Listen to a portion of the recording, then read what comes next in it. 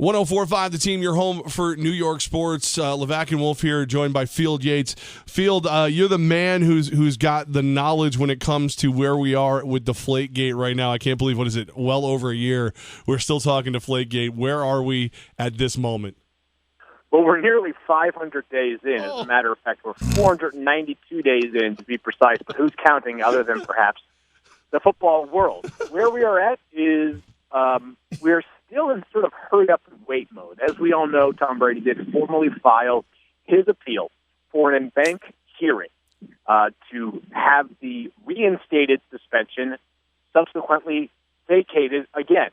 Now, Tom Brady has two hurdles to climb over right now, and maybe hurdle is too soft of a word to use to describe them. The answer might be two sets of mountains, because in order to be granted an in-bank hearing, Tom Brady needs the 13 judges who form the Second Circuit Court of Appeals to vote to have that hearing. 7 of them, of course, will be needed to make a majority, and the in-bank hearing rate, at least in recent cases, has been close to about 1 in 100. So just getting this hearing is going to be a significant hurdle for Tom Brady. And the second part is, even if he is granted a hearing, it's do these 7 judges, or do 7 of these judges, I should say, vote in his favor. So, again, that's no sure thing. I would think that just getting the hearing would be a small victory for Tom Brady. If he does, you never know what happens when you have the full 13-member court to rehear this case that goes on and on and on and on. Well, Field, I certainly hope he gets it so that justice is served, because there's nothing I'd rather see the Supreme Court doing than having to deal with this case if it ever gets to them. I mean, you guys, you figure that, like, when you aspire to become a member of the Supreme Court, whether that's something that begins during your law school time, maybe even some people pinpoint their futures at a younger age, 17, 18 years old, you think, I want to go to the Supreme Court because all I want to do is rule on whether or not Tom Brady used underinflated footballs in the AFC Championship game in 2015. That's exactly what you aspire towards, right? Oh, of course. I want to know where Ruth Ginsburg is on this issue. How does she feel about it? Right. How many things has she deflated?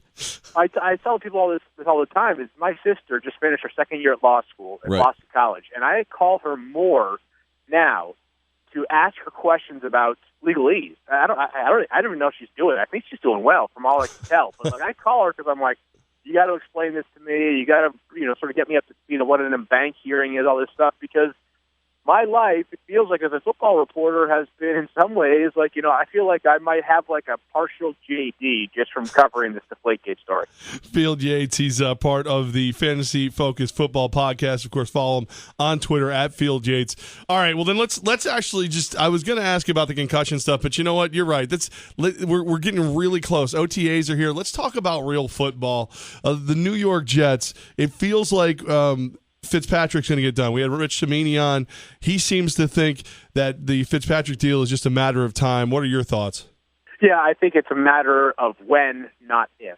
And I think you just have to look back at this reality. Ryan Fitzpatrick wants to play football in 2016, excuse me. Where else is he going to play if not for the Jets?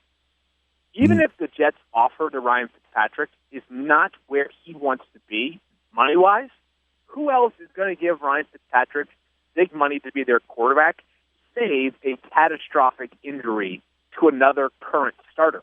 There's nobody out there right now that you can look at the roster and say, you know something? Their quarterback quandary hasn't been solved, and it makes sense to add Ryan Fitzpatrick, a 30-plus-year-old quarterback who played really well for portions of last year, but also is a player that I know personnel evaluators still have a hard time distancing themselves from memories of multiple turnover games. It's the Jets or really nobody else for Ryan Fitzpatrick, which means that ultimately, whether it's a week from now, a month from now, the beginning of training camp, I believe Ryan Fitzpatrick will re-sign with the Jets, maybe at a number closer to what they want to pay him as opposed to what he wants to get paid. Field Yates joining us. Field, while we were talking, I looked over at my phone. I have an alert earlier from ESPN that Bills GM Doug Whaley said, football is a violent game that I personally don't think humans are supposed to play. Any chance Roger Goodell's office is calling up Doug Whaley later today? Yeah, I'd be interested to see what the discourse is behind that. I'd say this. I understand the sentiment that Doug Whaley expressed. I think that we are at I'm not sure exactly how to describe the point of conversation we are at. But I don't have children of my own. But if I do one day, and one of them happens to be interested in playing football, I think I'd have to think long and hard about it because the risks are so apparent. Even if the NFL seems to not acknowledge the significance of the risk that everybody else is acknowledging. But yeah, it's an interesting time right now. As a matter of fact, the Bills, and I don't want to be crass or mitigate the importance of the concussion conversation, but the Bills have had some interesting comments just related to just football in general, or like public relations comments. There were some pretty, some remarks from both Doug Whaley and Rex Ryan to Don Banks of SI.com about sort of the team's recent draft picks and their confidence level. And, they basically said on Shaq Lawson, who we know has had shoulder surgery, I think that the word that Doug Whaley used, or the phrase, was house money, because they didn't expect him to be there at pick 19, and the guy they drafted in the second round, Reggie Ragland, would have been their pick if Shaq Lawson wasn't there. So it's almost like they're playing with house money. Difficult for me to figure that one out. But then again, guys, sometimes this time of the year, a lot of comments come out that you can't really figure out their coach speak or something else. Field, did you see the release of their policy regarding media coverage during practices? I did, but is part of that policy, does it forbid reporters from talking about said policy? Yeah. I feel like it cracks down on basically everything else. Yes. You can't tweet, you can't talk about the players, you can't say any bad things that happen if you're going to watch Buffalo Bills practice. I feel like I was thinking about like Brad Pitt Fight Club for a second. It's like the first rule about Fight Club is no one talks about Fight Club. Like for the Bills, like the first part about the first rule for covering the Bills, you can't talk about the Bills. I know. Now, something. I'll be honest. I have covered some teams in the past that have been fairly tight with their media policies, and the problem is, I think that a lot of people, who follow sports journalists, whether they're writers, whether they're radio hosts, whether they do television, whatever sport it is they cover, I think a lot of people look at that as what an incredible and amazing job you have. So shame on you for complaining about things that sort of profile as first world problems. And that may not be how everybody feels, but I remember when I heard that, it sort of struck a chord that, like, I can either go one of two ways about this. I can go out there and I can moan and groan about the fact that I can't really tweet about that much information, or I can tweet about the stuff that I'm allowed to tweet about and continue to do the best job I can of covering this team. So it was surprising at the same time. It is what it is. The teams have the rights to lay out the ground rules of their coverage, and it's our job as reporters to make the best of it and still find a way to be insightful. So as I follow you at Field Yates on Twitter, I'll see, like, I really like the running game for the Bills, and then I'll ask you what's going on with the quarterback situation, and if you don't answer, I know it's bad. Right. That's exactly right. Like, no negative connotation, But no, I was thinking earlier, I was like, I had to fire off a couple tweets that, like, I just dropped a pass in the ESPN parking lot. See what happens. Like, would I get in trouble for that, Oh, Field Yates on 104.5 The Team with Levack and Wolf.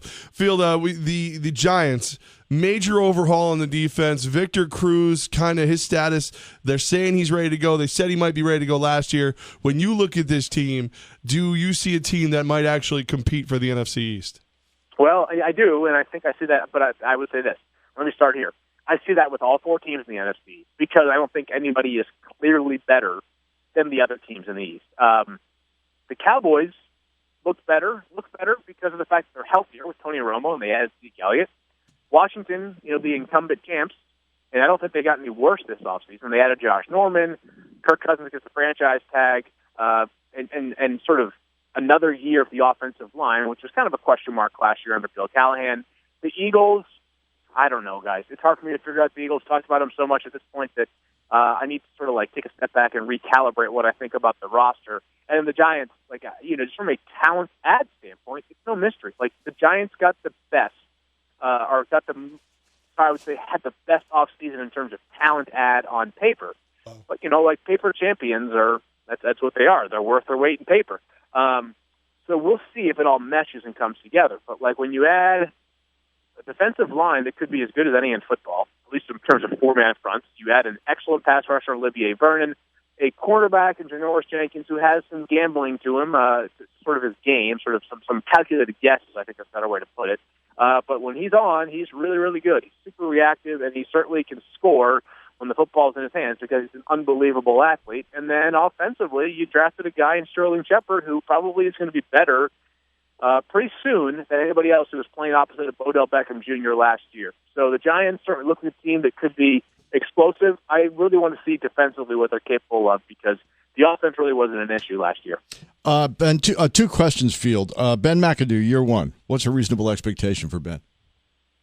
I think that he has to sort of, look at last year. Like the Giants, I think the stat is like if you had canceled every game they were playing at the 58-minute mark, as in 2 minutes left in the fourth quarter, and not canceled, but if you ended them, it would have been like 10-5-1 or something. Like I think there's another 2 minutes or 1:45 to go. Like the team was sweet. The problem is football is a 60-minute game or more. I think for Ben McAdoo, as you're a new head coach and you're coming off of a 6-win season, certainly it's fair. Like I don't think people need to be asserting, 10 wins or bust for Ben McAdoo. At the same time, I would not be surprised if this team wins 10 games because they really could have last year. They really should have last year. So for Ben McAdoo, the fact that he's a new head coach, there's always challenges doing it for the first time, but the fact that he's just sort of rising up in the ranks with the same organization, I think, makes it a more familiar territory for him and probably for the players who have to respond to him as well. All right, Field, last week we were at the ESPN campus, and we broadcast from the studio that you broadcast from for the Fantasy Football Show.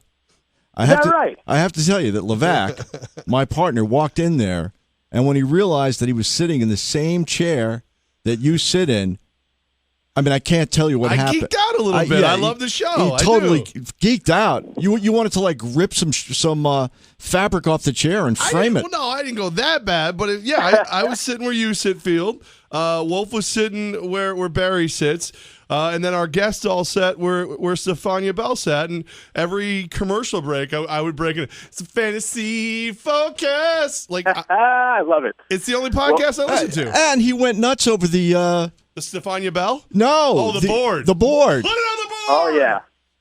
I like that. You might be taking my job here sometime soon in the podcast. I tell you what, the studio, I kind of laugh at it, when I walk in there, because I'm like, I think people have this that they imagine studios like a little, it's kind of like, some bells and whistles to it. Yeah. I was looking at it today because we've been doing podcasts like we just did. We basically just taped 2 podcasts. We got it's gonna be a fun week coming up. There's been a lot of cool guests here on campus that have really made for some interesting content. And I look at the boards that we have around the room, and we have a Kemba Walker, vote for Kemba. Paraphernalia you guys probably saw. I think every member of the Hall of Fame signed a poster that's now hanging up, the NFL Hall of Fame last year, the Pro Football Hall of Fame, I should say. We've got the board bets. We've got a random old SVP and Rosillo poster that hasn't yet been posted up on the wall. It's a smorgasbord.